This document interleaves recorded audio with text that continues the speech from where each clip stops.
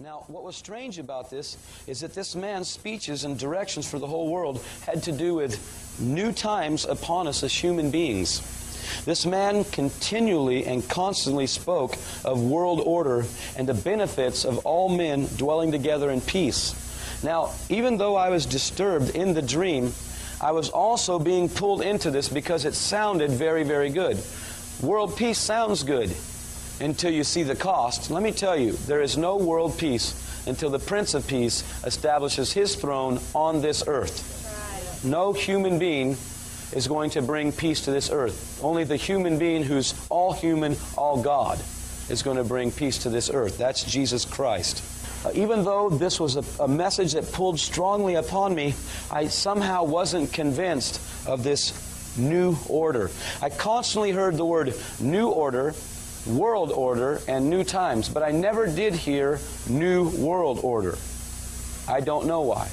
As the last days of summer wore down, wherever Americans gathered over this past holiday weekend, on beaches, on boats, blankets, front porches, if and when the conversation turned serious, it was about the sensation right about now that our world is falling apart. Civil unrest in Pakistan. Riot police fire rubber bullets and tear gas at demonstrators in Islamabad, injuring dozens.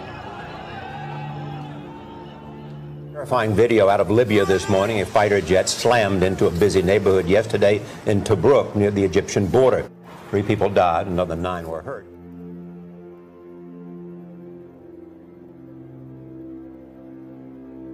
Amateur video shows alleged Russian battle tanks moving into southern Ukraine. In the last 24 hours, up to 1,000 Russian troops with heavy weapons moved into the area, according to U.S. military intelligence.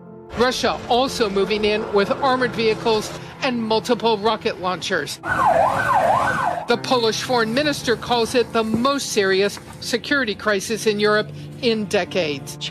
And we turn overseas now to that stunning video out of Libya tonight. 3 years after Americans helped take down Muammar Gaddafi, the country is in chaos. Empty ever since American diplomats evacuated at the end of July, as Libya descended even farther into chaos. Libya is now on the brink of becoming a failed state, with militant groups fighting each other for control as the government looks on helplessly. Syria's civil war continues to spill over towards Israeli-held territory, with reports of President Assad's jets shelling rebel positions close to the occupied Golan Heights.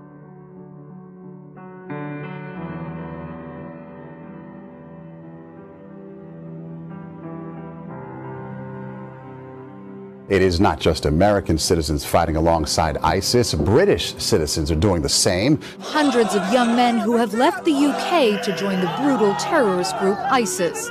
They see themselves as defenders of Islam in a war against non-believers.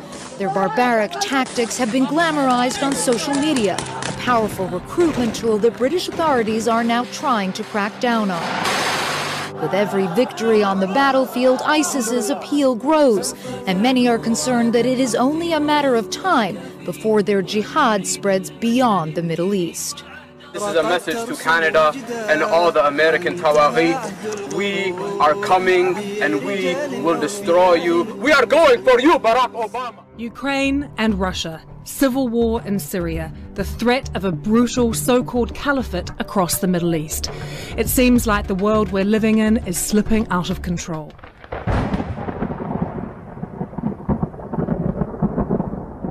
The Ebola epidemic is spiraling upward. That's what the director of the Centers for Disease Control will tell Washington tomorrow.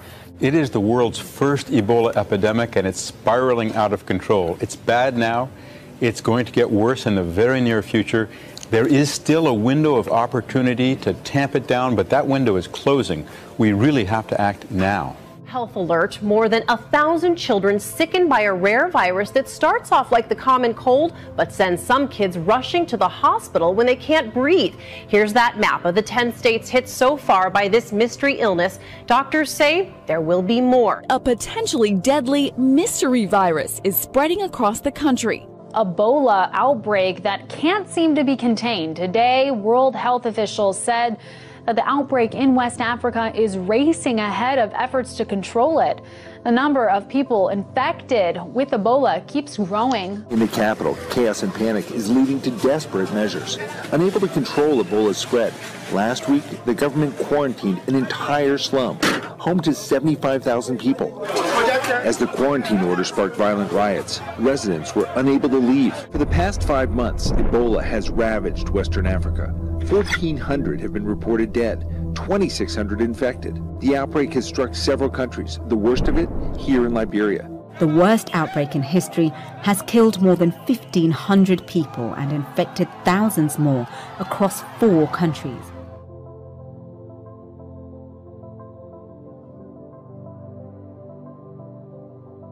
This is incredible. You know, seeing a truck cart away 10 bodies of people who died from Ebola, I can't imagine what someone is thinking who has arrived there for treatment. You know, it's the gates of hell. What we have to be very careful about, Neil, is that, and we must understand, is that ISIS is desperately trying to get the United States involved in a war that is advantageous to them.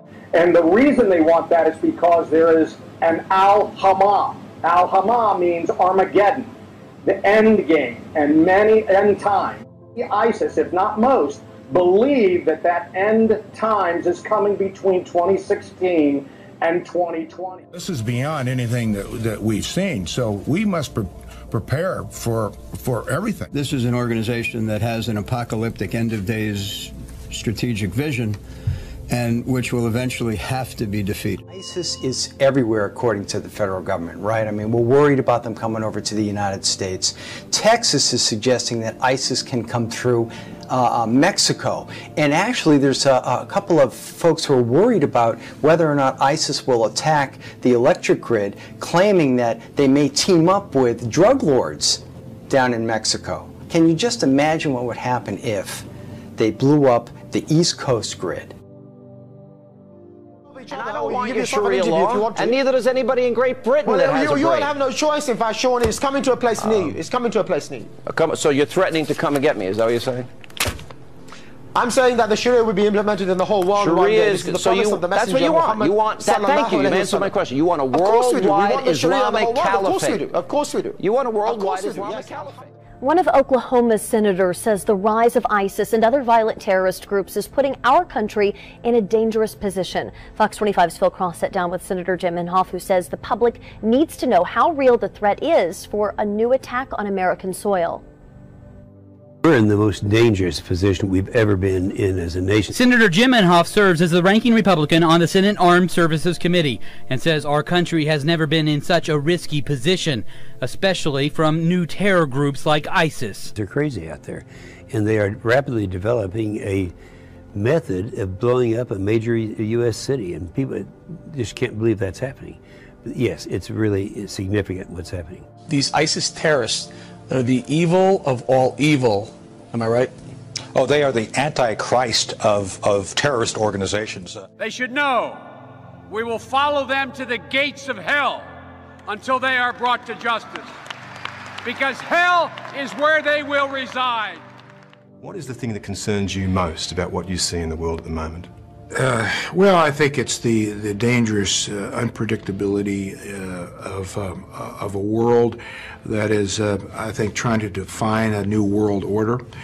We've never seen such diffusion of economic power. More people have more say, as it should be. We are seeing a new world order being built in the early 21st century. The United States of America has some responsibility to help lead that. We can't dictate that order. Nor can any country, but we can help shape it. America has some responsibility to help lead that. We can't dictate that order, nor can any country, but we can help shape it. The leader of Iran's Islamic Revolution, Ayatollah Sayyid Ali Khamenei, has praised the Palestinian resistance movements for standing strong against the Israeli military during the recent 50-day war on Gaza. Ayatollah Khamenei added that Iran's Islamic Revolution was the most important element that changed the world order. The leader said the world is today witnessing a new order. The leader also noted that Iran should become more powerful to play an effective role in the world's new order.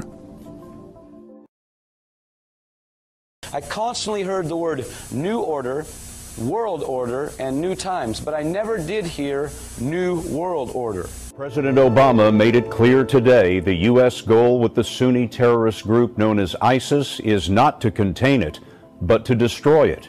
He said so at the NATO summit in Wales.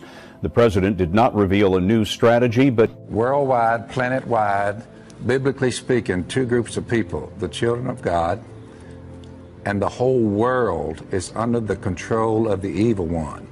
That's 1 John 5:19. Ephesians 2 said, look, the evil one works in those who are disobedient. Now listen to this. On this ISIS thing, all who hate me love death.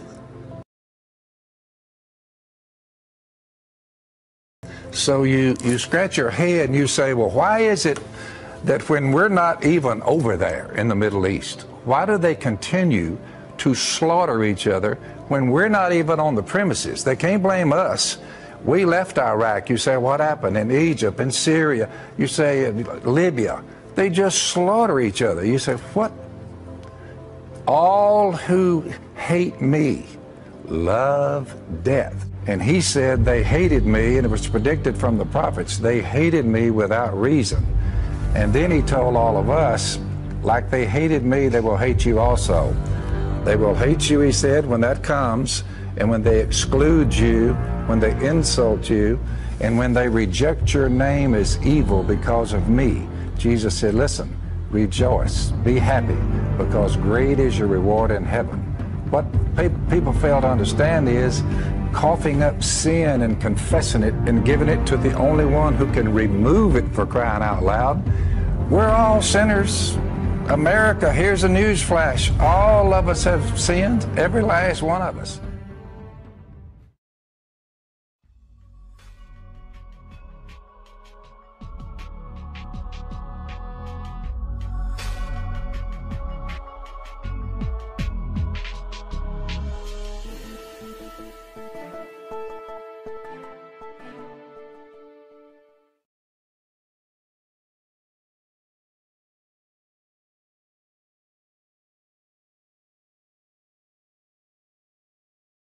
I was on my way to conduct another business transaction, and I ran into an individual. A very strange thing happened at this point. He was very, very excited and began to talk to me about something he had just experienced. I'm going to go fairly quickly with this so that we can move along. This is a very poor rendering, but we are putting together a very good rendering of this. This man has said to me, Ken, I introduced myself to him. He was very excited. He said, have you got your identification mark? And I said, I don't know what you mean. What's an identification mark? He says, they've just enacted a new identification mark. And by the way, this started with a voluntary implementation first. You did it voluntarily first.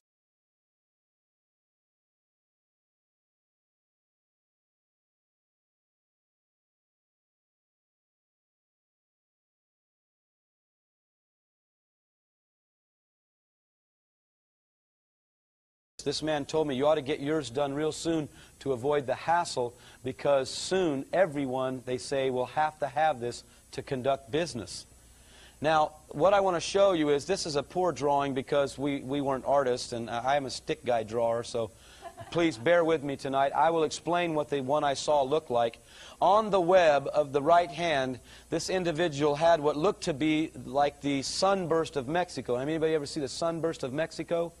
You know, it looks like a sun with a face on it. That's what this kind of appeared like, except these rays right here, they didn't look like that at all. If you could picture in your mind the sunburst, and then all of a sudden, like a hologram, beams were coming out of it as rays.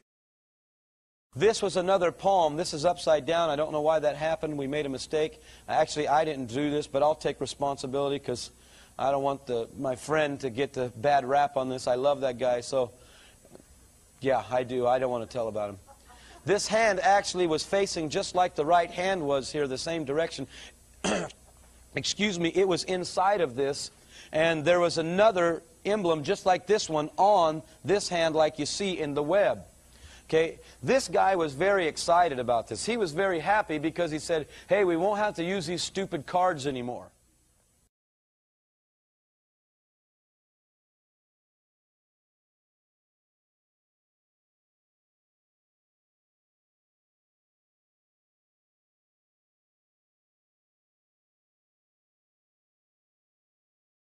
One of them is the mechanical mismatch between humans and electronics, right? So electronics are boxy and rigid, humans are curvy and soft. That's a mechanical mismatch problem. Well, a researcher at the University of Illinois, his name is Dr. Rogers, what he did is he founded a company and they started making electronic tattoos. So I'm wearing one here on my arm. Do we have a camera to get a... This is a developmental system made by MC10, and it has an antenna and some sensors embedded in it. And what we plan to do is work with them to advance a tattoo that could be used for authentication. Now, it may be true that 10 to 20-year-olds don't want to wear a watch on their wrist, but you can be sure that they'll be far more interested in wearing an electronic tattoo, if only to piss off their parents. That's something that you wear, but you could also imagine including authentication in just your daily habits. So I take a vitamin every morning. What if I could take vitamin authentication? What? Vitamin authentication. Look, I have one right here. Well, here, I'll let you hold it. Would you like to hold it? I'll hold it. Okay. So this... You guys see it? This pill has a small chip inside of it with a switch, and they power it up, and the switch goes on and off. And it creates an 18-bit ECG-like signal in your body, and essentially your entire body becomes your authentication token. Yes, this is true. Okay? Okay, but...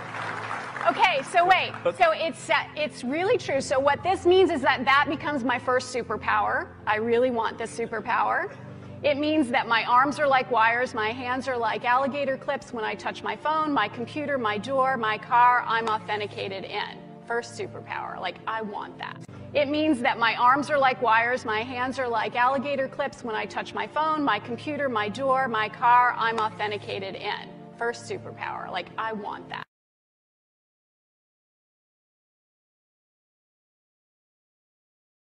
This is FDA cleared? So here's the thing. This is not science fiction. This pill was actually made by a company called Proteus, and they've developed it for medical applications. That pill has been CE stamped and cleared by the FDA. Does Google now know everything I do and everywhere I go? Because let's face it.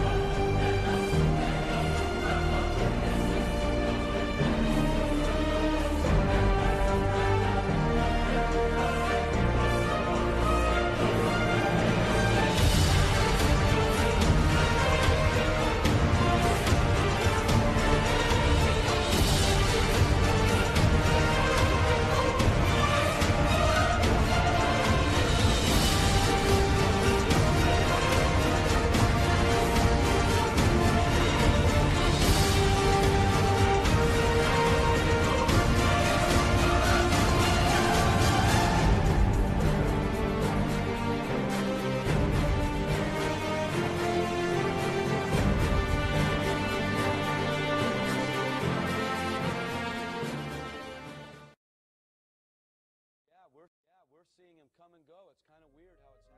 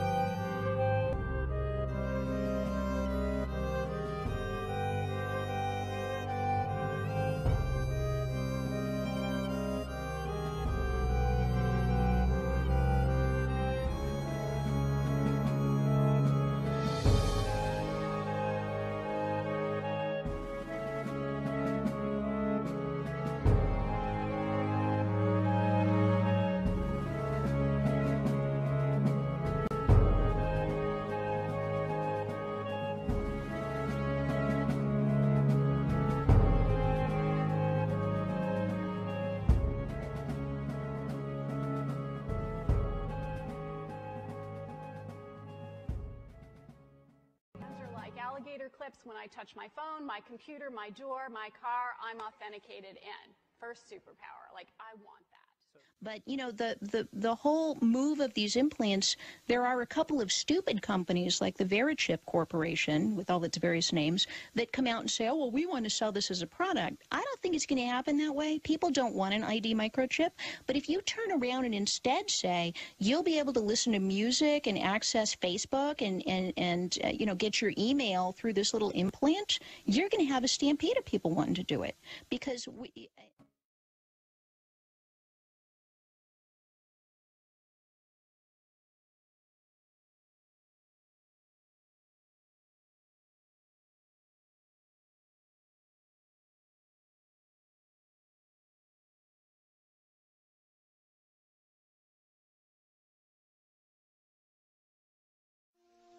Para asegurarse de que el Señor había muerto, un soldado le clavó una lanza por el costado y salió sangre y agua. Y el centurión que estaba frente a él, viendo que después de clamar había expirado así, dijo: verdaderamente, este hombre era Hijo de Dios. Después que expiró, bajaron el cuerpo de la cruz, lo envolvieron en una sábana y lo pusieron en un sepulcro prestado. En Jerusalén reinaba una gran incertidumbre. El Señor Jesús había muerto, Judas se había ahorcado, y los discípulos estaban ocultos porque temían perder la vida. Parecía no haber esperanza alguna. Los discípulos, dominados por la incredulidad, olvidaron que Jesús había dicho que resucitaría. Entonces, sucedió el evento más grandioso de todos los tiempos. 3 días después que Jesús fue sepultado, la gloria de Dios se manifestó y aquel que había sido crucificado resucitó de entre los muertos, ofreciéndole al mundo la esperanza de la vida eterna. El Señor Jesucristo, obteniendo una gran victoria sobre el pecado, la muerte y el infierno, proclamó: yo soy el Alfa y el Omega, principio y fin, el que es y el que era y ha de venir, el Todopoderoso y el que vivo y estuve muerto, mas he aquí que vivo por los siglos de los siglos. Amén. Aunque Satanás es un enemigo derrotado, Dios le ha dado permiso para gobernar sobre el sistema de este mundo, el cual está totalmente corrompido. El propósito de Satanás es cegar los corazones y las mentes de las personas para que no acepten el Evangelio. Millones de personas están engañadas. La religión es uno de los medios que usa Satanás para destruir tu alma. Pero Jesucristo vino para salvarte. Satanás ha hecho que multitudes sigan las enseñanzas de Buda, pero Buda está muerto. No tiene ningún poder para salvar porque él fue tan solo un ser humano. Las religiones paganas de la antigüedad adoraban a Astoret, conocida como la Reina del Cielo. En la actualidad, sin saberlo, millones de católicos romanos adoran a esta misma diosa pagana como la Virgen María. En su santa palabra Dios mismo ordena: maldito el hombre que hiciere escultura o imagen de fundición. No te inclinarás a ellas, ni las honrarás. Eso es abominación ante los ojos de Dios. Otra obra maestra de Satanás es el islamismo. La historia prueba que Alá era simplemente un antiguo dios de la luna en el Medio Oriente. Mahoma fue condenado al infierno cuando rechazó a Jesucristo como su Señor y Salvador. El diablo le ha provisto a la humanidad millones de dioses falsos para que los adoren. En su malvada imaginación, el hombre ha adorado todo, desde insectos, roca, ríos, ídolos hechos con las manos, y aún a Satanás mismo. Para ser un discípulo de Jesús, tienes que rechazar todos tus dioses falsos y seguirlos solo a Él. El lago de fuego es el destino final para todos los que han rechazado al Señor Jesucristo como su Salvador personal. Para ellos es demasiado tarde. Pero, ¿qué decidirás tú? La palabra de Dios dice: y vi un gran trono blanco, y al que estaba sentado en él, de delante del cual huyeron la tierra y el cielo, y ningún lugar se encontró para ellos. Y el mar entregó los muertos que había en él. Y la muerte y el Hades entregaron los muertos que había en ellos. Y vi a los muertos, grandes y pequeños, de pie ante Dios. Y los libros fueron abiertos. Y otro libro fue abierto, el cual es el libro de la vida. Y fueron juzgados los muertos por las cosas que estaban escritas en los libros, según sus obras. De toda palabra ociosa que hablen los hombres, de ella darán cuenta en el día del juicio. Cuando haya terminado, Dios pedirá a un ángel que abra el libro de la vida para ver si el nombre de la persona se encuentra allí. El ángel mirará y dirá: Señor, ese nombre no está aquí. Y Dios dirá: apartaos de mí, malditos, al fuego eterno preparado para el diablo y sus ángeles. E irán estos al castigo eterno, y los justos a la vida eterna. Esta es la historia más grandiosa que se haya relatado jamás. Jesús es la luz del mundo. Si tú no tienes a Jesús, no conoces el camino al cielo. Él mismo dijo: yo soy el camino, y la verdad, y la vida. Nadie viene al Padre, sino por mí. Si confesares con tu boca que Jesús es el Señor, y creyeres en tu corazón que Dios le levantó de los muertos,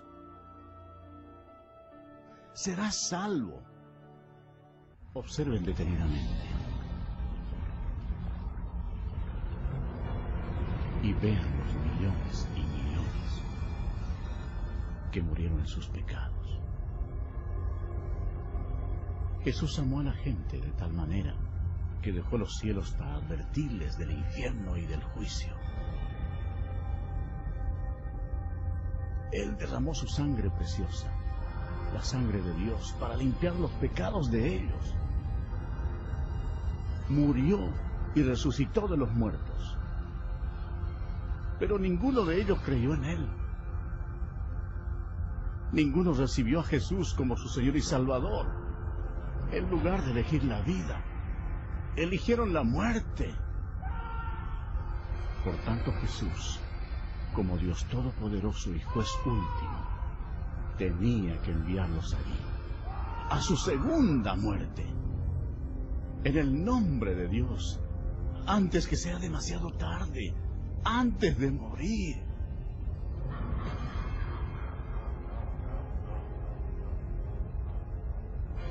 Cree en Jesús y recíbelo como tu Señor y Salvador, antes que acabes en este terrible lugar.